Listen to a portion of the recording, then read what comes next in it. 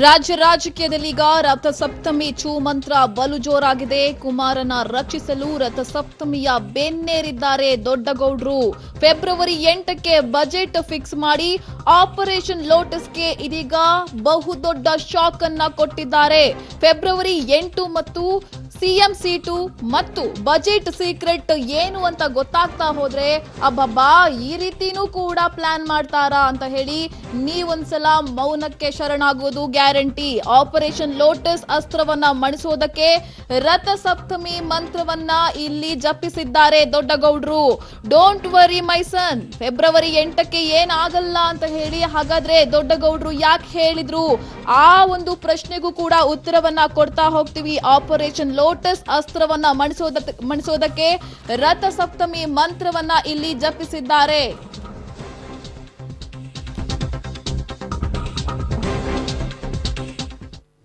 ಎಲ್ಲ okay, budget 8ಕ್ಕೆ ಯಾಕೆ ನೋಡಿ.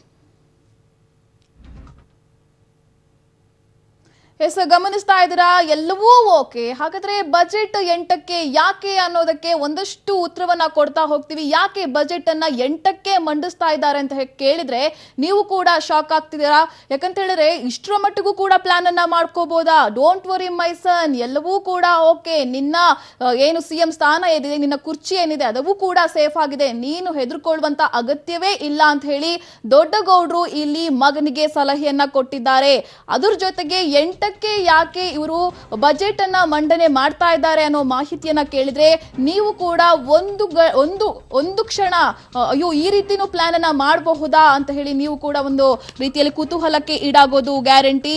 ಡೋಂಟ್ ವರಿ ಮೈ ಸನ್, ನಿನ್ನ ಸಿಎಂ ಸ್ಥಾನ ಏನು ಪದವಿ ಇದೆ ಅದು ಸೇಫ್ ಆಗಿರುತ್ತೆ, ನೀನು ಹೆದರ್ಕೊಳ್ಳುವಂತ ಅಗತ್ಯವೇ ಇಲ್ಲ, ಹೀಗಂತ ಸಿಎಂಗೆ ಅಭಯವನ್ನ ಕೊಟ್ಟಿದ್ದಾರೆ ಮಾಜಿ ಪಿಎಂ ದೊಡ್ಡ ದೇವೇಗೌಡರು.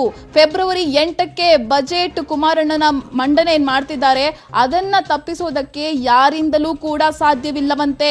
ಫೆಬ್ರವರಿ 8 ಇದು ಅಂತಿಂತ ದಿನವಲ್ಲ. ಹಾಗಾದ್ರೆ ಏನು ಸ್ಪೆಷಲ್ ಆ ದಿನದ್ದು ಹೇಳ್ತೀವಿ.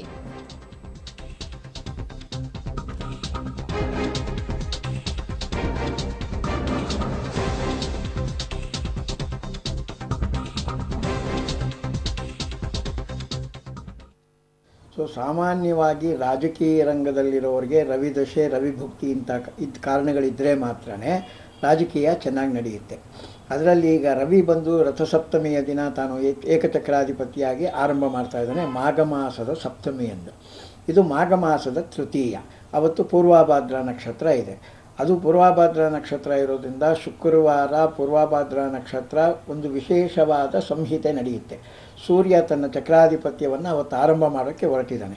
ಆ ಹೊರಟಿರೋ ಕಾಲದಲ್ಲಿ ರಾಜಕೀಯ ರಂಗದವರು ರವಿಯ ಮೇಲೆ ಎಲ್ಲ ಗುಣಗಳನ್ನು ಮಾಡ್ಕೊಂಬರ್ತಾರೆ. ಯಾರು ರಾಜಕೀಯಕ್ಕೆ ಬರಬೇಕು, ಉತ್ತರವಾಗಿ ವಿಶೇಷವಾಗಿ ಬರಬೇಕು ಅಂದರೆ ರವಿದಶೆ ಇರಬೇಕು, ರವಿಭಕ್ತಿ ಇರಬೇಕು. ಹಾಗಿದ್ದರೆ ಮಾತ್ರನೇ ಪೂರ್ವಜನ್ಮದ ಪುಣ್ಯದಿಂದ ಸೂರ್ಯ ಅವರನ್ನು ಉತ್ತರವಾಗಿ ವಿಶೇಷವಾಗಿ ತಗೊಂಡೋಗುವಂಥ ವೈಶಿಷ್ಟ್ಯವಾದ ದಿನ ಆ ಒಂದು ಪೂರ್ವಭಾದ್ರ ನಕ್ಷತ್ರ ಕುಂಭರಾಶಿ ತೃತೀಯ ದಿನ ಇರೋದ್ರಿಂದ ಅವತ್ತು ಇವರು ಬಜೆಟ್ ಮಂಡನೆ ಮಾಡಿದ್ರೆ ಎಲ್ಲರಿಗೂ ಒಂದು ರೀತಿ ಸಮಾಧಾನಕರವಾದ ವಿಷಯಗಳು ಬರುತ್ತೆ ಅನ್ನೋದೇ ಇದರೊಳಗೆ ಮೂಲ ತತ್ವ.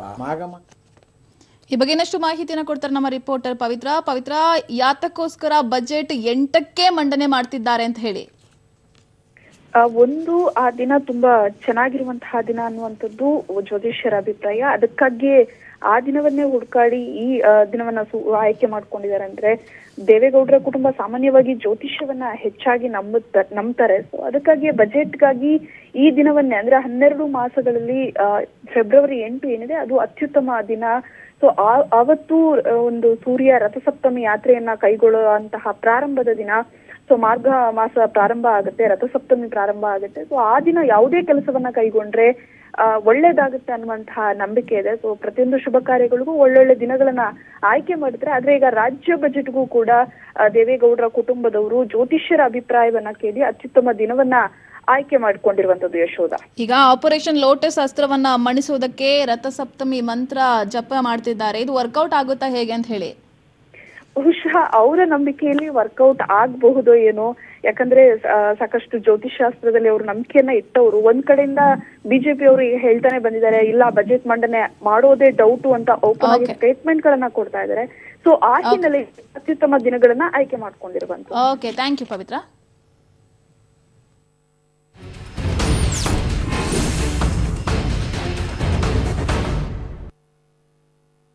ಆತ ಸಿಎಂ ಸೂರ್ಯನನ್ನ ನಂಬಿದ್ರೆ ಈತ ಬಿಜೆಪಿಗರು ಗರುಡನನ್ನ ನಂಬ್ತಾ ಇದ್ದಾರೆ. ಯಾಕೆ ಹಾಗಾದ್ರೆ ನೋಡಿ.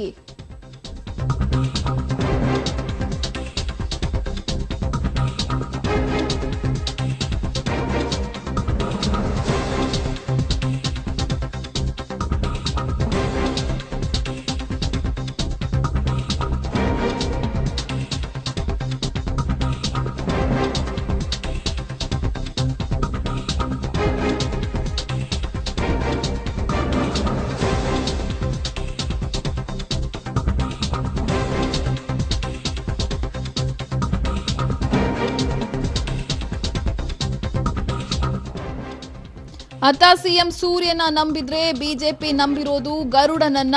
ಆಪರೇಷನ್ ಲೋಟಸ್ ಯಶಸ್ಸಿಗೆ ಬಿಜೆಪಿಯಿಂದ ಗರುಡಾಚಯನ ಮಹಾಯಾಗ ನಡೀತಾ ಇದೆ. ಅಪರೂಪದ ಮಹಾಯಾಗವನ್ನ ಬಿಜೆಪಿ ನಾಯಕರು ನಡೆಸ್ತಾ ಇದ್ದಾರೆ. 60 ವರ್ಷಗಳ ಹಿಂದೆ ಶೃಂಗೇರಿ ಮಠದಲ್ಲಿ ಈ ಒಂದು ಮಹಾಯಾಗ ನಡೆದಿತ್ತು. ಈಗ ಬೆಂಗಳೂರಿನಲ್ಲಿ ಆ ಮಹಾಯಾಗ ನಡೀತಾ ಇದೆ. ಮೊನ್ನೆಯಿಂದಲೇ ಬಿಇಎಲ್ ವೃತ್ತದ ಬಳಿಯ ಗಣಪತಿ ದೇವಸ್ಥಾನದಲ್ಲಿ ಗರುಡಾಚಯನ ಯಾಗವನ್ನ ಮಾಡ್ತಾ ಇದ್ದಾರೆ. ಫೆಬ್ರವರಿ 10ರವರೆಗೆ ಗರುಡಾಚಯನ ಮಹಾಯಾಗ ನಡೆಯುತ್ತೆ. ಯಾಗಕ್ಕೆ ಒಂದಲ್ಲ ಎರಡಲ್ಲ ಸ್ವಾಮಿ, ಬರೋಬ್ಬರಿ 30 ಲಕ್ಷ ಹಣವನ್ನ ಖರ್ಚು ಮಾಡ್ತಿದ್ದಾರೆ. ಗಮನಿಸಿ, ಎಂತಹ ಸಮಸ್ಯೆ ಇದೆ ನಮ್ಮ ಕರ್ನಾಟಕದ ನೆಲದಲ್ಲಿ. ಬರ ತಾಂಡವವಾಡ್ತಾ ಇದೆ. ಇವ್ರಿಗೆ ಯಾಗಕ್ಕೆ ಬರೋಬ್ಬರಿ 30 ಲಕ್ಷ ಹಣವನ್ನ ಖರ್ಚು ಮಾಡ್ತಾ ಇದ್ದಾರೆ. ಕೇಂದ್ರದ ಹಾಲಿ ಸಚಿವರೊಬ್ಬರು ಮತ್ತು ನಗರದ ಬಿಜೆಪಿ ಶಾಸಕರೊಬ್ಬರ ನೇತೃತ್ವದಲ್ಲಿ ಮೊನ್ನೆಯಿಂದಲೂ ಕೂಡ ಮಹಾಯಾಗ ನಡೀತಾ ಇದೆ. ಫೆಬ್ರವರಿ 10ರವರೆಗೂ ಕೂಡ ಈ ಮಹಾಯಾಗ ನಡೆಯುತ್ತೆ. ಈ ಯಾಗಕ್ಕಿದೆಯಂತೆ ಮಹಾಶಕ್ತಿ. ಬಿಜೆಪಿ ಸರ್ಕಾರವನ್ನ ರಚಿಸುವ ಪ್ರಯತ್ನ ಇದರಿಂದ ಕೈಗೂಡುತ್ತಾ ಅನ್ನೋದನ್ನ ಕೂಡ ಕಾದು ನೋಡ್ಬೇಕಾಗುತ್ತೆ.